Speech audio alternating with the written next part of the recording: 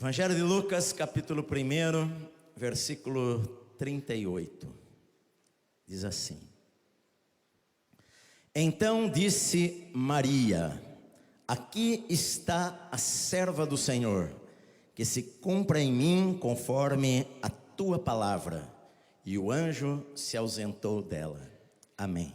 E a Maria foi uma adolescente ainda. Na época do nascimento de Jesus, ela deveria ter por volta de 13, 14 anos de idade, porque era a idade que as moças em Israel, as meninas em Israel, se casavam. Elas eram prometidas em casamento ainda na infância. Na verdade, o casamento naquela época não era um trato entre o rapaz e a moça, era um trato entre os pais e avós das duas famílias. Então os pais conversavam e faziam a promessa: olha, eu vou entregar a minha filha para casar-se com o seu filho. Este era o primeiro passo. Aquilo era cultivado ao longo dos anos. Às vezes aquela promessa era feita já ainda bem criancinha, mas quando chegava na idade da menina entre 12 e 13 anos e o menino entre 15, 18 anos, 17 anos, então eles sentavam-se novamente, as famílias, e eles assinavam um contrato, eles assinavam um papel, um documento. Agora era algo firmado: José vai se casar com Maria. E esse contrato, ele era mais ou menos um prazo de 1 ano, em que o rapaz iria providenciar casa, provavelmente iria construir lá na casa do seu pai um pouquinho a mais lá para ele ir com a sua jovem esposa para lá, e a menina ia preparar as coisas, preparar o enxoval. Seria aquele período de 1 ano. Na verdade, isto era um contrato tão sério, mas tão sério, que a única maneira de quebrar este contrato era através do divórcio, ou através da morte de um dos dois. A única diferença é que eles não tinham nenhum tipo de relacionamento sexual. O rapaz ainda morava com os seus pais e a moça morava com os pais dela. Nesse período, era um período de preparação. Eles ainda não eram casados de morarem juntos, mas o compromisso entre eles era muito sério, que só a morte ou o divórcio poderia quebrar aquele compromisso. E a Bíblia diz que José e Maria estavam nesta fase do compromisso. Maria, ela era desposada de José. Maria, uma adolescente, ela tinha muitos planos, como todas as meninas de Israel tinham. Ela sonhava em formar uma família, ela sonhava em casar-se, em ter filhos, em ter a sua vida. Quem que não sonharia com isto? As mulheres de Israel sonhavam em ter filhos, em ter muitos filhos, e de repente a vida dela mudou radicalmente. E a Bíblia fala que Deus mandou o anjo Gabriel. Gabriel, ele desceu a uma pequena cidade da Galileia chamada Nazaré. Se não dissesse que ficava na Galileia, nem os judeus saberiam onde era este lugar, porque Nazaré era tão pequena que nem constava nos mapas, não aparecia lá. Era uma pequena vila de algumas dezenas, ou talvez 2 ou 3 centenas de moradores, onde todos se conheciam. Na verdade, era a parte menos religiosa de Israel. A Galileia era chamada Galileia dos gentios. Os judeus inclusive falavam: não é possível que saia alguma coisa boa da Galileia. Era longe da vida religiosa de Jerusalém. Jerusalém ficava no sul, onde ficavam os sacerdotes, onde estava o templo. A Nazaré ficava lá no norte, lá na terra, quase na divisa com a terra dos inimigos de Israel. E Deus então envia um anjo, o anjo Gabriel, que chega num dia inesperado. A vida não era tão diferente naquele lugar. A vida passava lentamente naquela pequena vila. De repente, num dia comum, ela tem uma visão, aparece para ela um anjo e a saúda e fala para ela: Maria, favorecida você é, cheia da graça de Deus, o Senhor está com você. E a Bíblia diz que Maria, ela fica chocada com aquela saudação daquele homem, aquele anjo em forma de homem que aparece na sua casa, falando aquilo para ela. E então o anjo fala para ela: não tenha medo, Maria, não tenha medo, porque você achou graça, você achou favor diante do Senhor. O anjo fala para ela: você vai ter um filho. E Maria falou: mas como é que vai acontecer isso daí? Porque eu não tenho relação com homem nenhum. E então o anjo fala para ela: o poder do Altíssimo vai encobrir a tua vida, o Espírito Santo vai encobrir a tua vida. O ente santo que vai nascer de você será chamado Filho de Deus. E para você saber que não há coisas difíceis para Deus, a tua parente Isabel está grávida, aquela que era estéril, aquela velha que as pessoas achavam que não tinha mais como ela ter filhos, ela está já no seu 6º mês, porque não há impossíveis para Deus.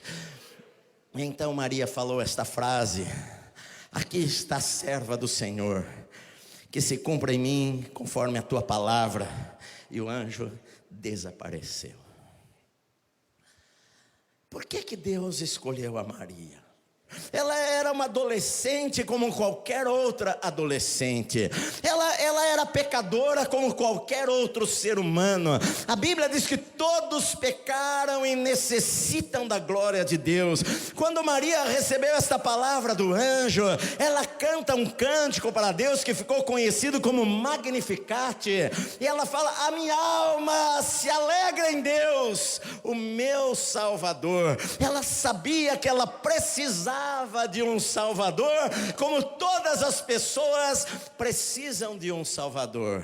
Eu vejo algumas características na vida desta moça que Deus procura na vida de pessoas, que Deus procura na minha vida e na sua vida, que Deus procura em nós. A primeira delas era a disposição que ela teve e que ela demonstra aqui de obediência a Deus. Quando ela fala: eis aqui a serva, ela se coloca na posição de escrava de Deus, serva de Deus.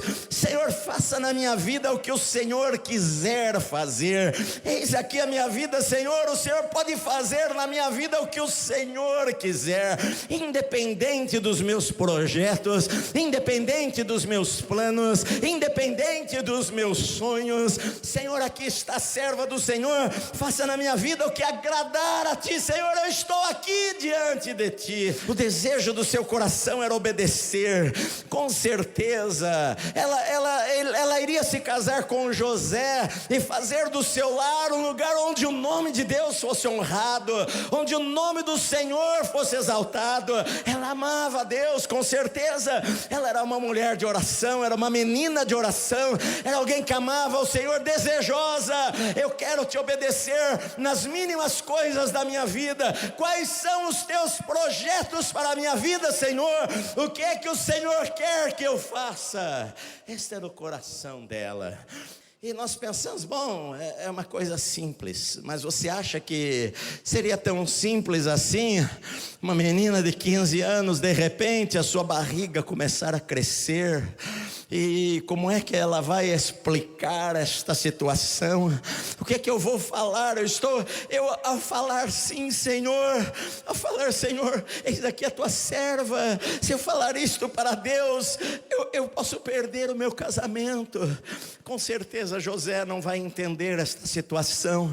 Com certeza José vai se divorciar de mim, porque eu vou aparecer grávida. O que é que eu vou falar para o meu pai, para minha mãe? Pai, um anjo apareceu aqui em casa, eu estava sozinha, ele falou que eu vou ficar grávida pelo Espírito Santo.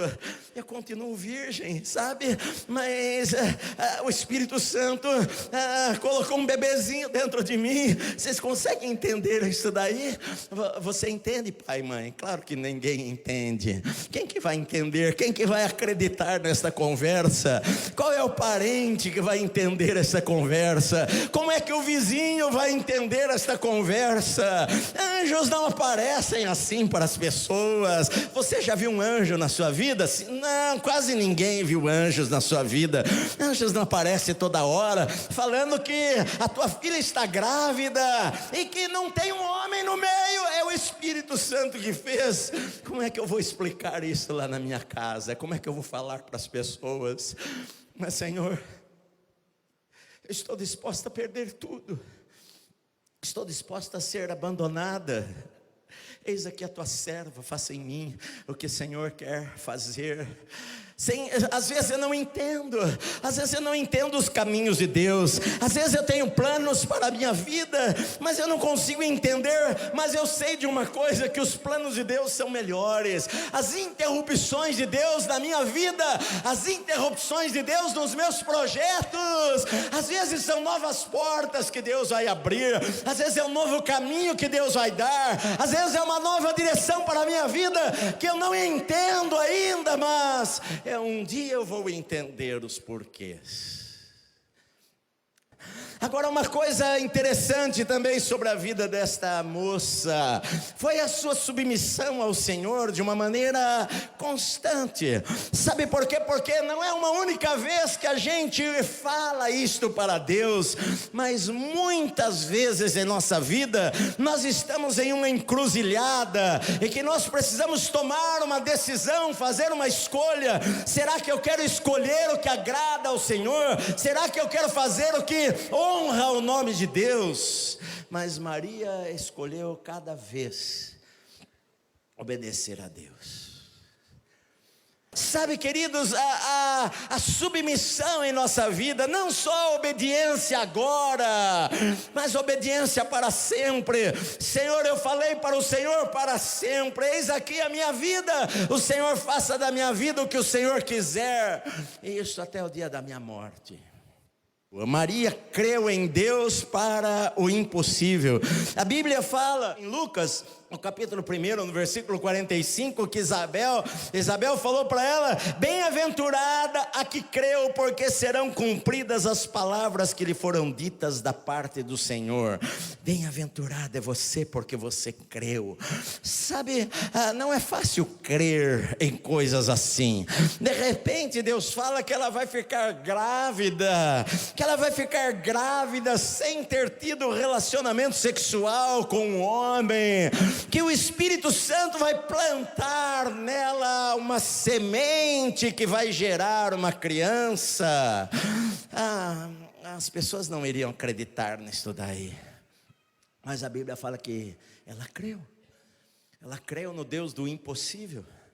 Ela creu que não há nada demasiadamente difícil para o Senhor fazer. Sabe, a gente se desespera na vida porque a gente não crê que Deus pode, não crê que Deus vai fazer. Deus nos dá promessas na palavra, Deus fala que vai cuidar da nossa vida, Deus fala que não vai nos abandonar em momento algum, Deus fala que vai suprir cada uma das nossas necessidades, se nós o servirmos com todo o nosso coração. Jesus, ele falou: buscai o reino de Deus em primeiro lugar e a sua justiça, e as outras coisas vão ser acrescentadas a vocês.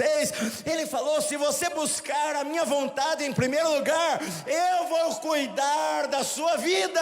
Mas muitas vezes nós não cremos nisso daí. Não há impossíveis para Deus. Deus pode fazer, Deus pode fazer. Você precisa de um milagre na sua vida, Deus pode fazer. Você precisa que uma porta se abra na sua vida, Deus pode fazer. Pastor, é impossível, mas não existe essa palavra no dicionário de Deus. Nada é impossível para Deus. O mais importante é quando nós entregamos os nossos caminhos ao Senhor. A Bíblia diz assim: entrega os teus caminhos ao Senhor, confia nele, e o resto, o restante, Ele vai fazer por você. Ele vai cuidar da tua vida, Ele vai suprir as necessidades, Ele vai abrir as portas que você precisa que sejam abertas. Ele vai preparar a melhor esposa para você, Ele vai preparar o marido ideal para a sua vida, que vai fazer você feliz. Ele vai preparar as coisas para nós, quando nós entregarmos para Ele e confiarmos nele com todo o nosso coração. Seria tão bom se Deus revelasse para a gente, não é? Nossa manhã. Seria tão bom se Deus falasse o que vai acontecer com a minha vida daqui a 15 anos. Mas Deus não fala. Sabe por quê? Porque Deus quer que você continue dependendo dEle. Cada dia, cada manhã, as misericórdias do Senhor se renovam sobre as nossas vidas a cada manhã, a cada dia. Eu não sei o amanhã, eu não sei o que vai acontecer comigo, eu não sei se eu vou estar vivo, eu não sei daqui a 5 anos, mas eu confio no Senhor. Quando a gente confia em Deus, nós vamos passar qualquer situação, as tempestades da vida. A gente nunca sabe o que vai acontecer, o que vai se passar na vida. Sabe, o importante para nós é: eu vou obedecer a Deus, eu vou me submeter a Deus, eu vou seguir o que o Senhor fala na sua palavra, ainda que eu não entenda, ainda que eu passe dores, ainda que eu sofra perdas, ainda que eu perca pessoas, ainda que eu seja criticado. Eu sei que no final da história tudo vai bem na minha vida. Eu sei que no final da história Deus vai me abençoar. Eu sei que tudo vai dar certo. Eu sei, o Senhor promete para nós. Quantas dores ela passou, quantas lágrimas ela derramou. Mas eu acredito que ela falaria sim para o anjo da mesma maneira, se ela soubesse que ela iria ter o seu filho numa estrebaria, se ela soubesse que o seu filho iria crescer e um dia sair de casa para pregar, se ela soubesse que o seu filho seria escarnecido, cuspido, se ela soubesse que o seu filho seria envergonhado publicamente, sem fazer nada errado, se ela soubesse que o seu filho seria pregado numa cruz e ele ia ficar lá e desprezado por todos, se ela soubesse todas essas coisas, será que ela falaria para Deus: Senhor, eis aqui a serva do Senhor? Eu realmente acredito que ela falaria para Deus, porque vale a pena servir a Deus, vale a pena obedecer a Deus, vale a pena honrar a Deus na vida, vale a pena, queridos. Às vezes a gente vai sofrer perdas, a gente às vezes vai chorar, às vezes a gente vai ficar triste com situações, mas vale a pena obedecer a Deus. O Senhor vai estar conosco no amanhã, vai estar conosco no futuro. Sabe, queridos, Deus procura pessoas. A Bíblia diz que os olhos do Senhor passam por toda a terra. Procura pessoas que estejam dispostas a obedecê-lo, que estejam dispostas a ouvi-lo, que sejam submissas a Ele, que estejam dispostas a se negar a si mesmos, que estejam dispostas a entregar tudo para Deus e a confiar em Deus quando está lá no topo da montanha, ou quando está lá no profundo dos vales, a confiar no Senhor, que ainda que eu andasse pelo vale da sombra da morte, eu não iria temer mal nenhum, porque o Senhor está comigo, a sua vara e o seu cajado me consolam. Deus procura pessoas que creem, Deus procura pessoas que andem pela fé, Deus procura pessoas que mesmo sem enxergar, continuam acreditando, mesmo sem ver saída, continuam acreditando que Deus é maior, Deus é maior, Deus é maior, meu amado, do que qualquer dificuldade que nós possamos ter em nossa vida. Deus procura pessoas que creiam nele de verdade, que com o Senhor nós sempre vamos ter vitórias, não importa o que nós passamos no presente. Ela foi uma mulher de Deus, ela nos ensina e ela fala para nós, nesta noite, quando nós lemos a Bíblia, que eu também posso falar: eis aqui a minha vida, Senhor, faça na minha vida o que o Senhor quiser fazer. Eu estou disposto a te obedecer, eu estou disposto a escolher Deus na minha vida, eu estou disposto a escolher o que o Senhor tem para mim. Amém.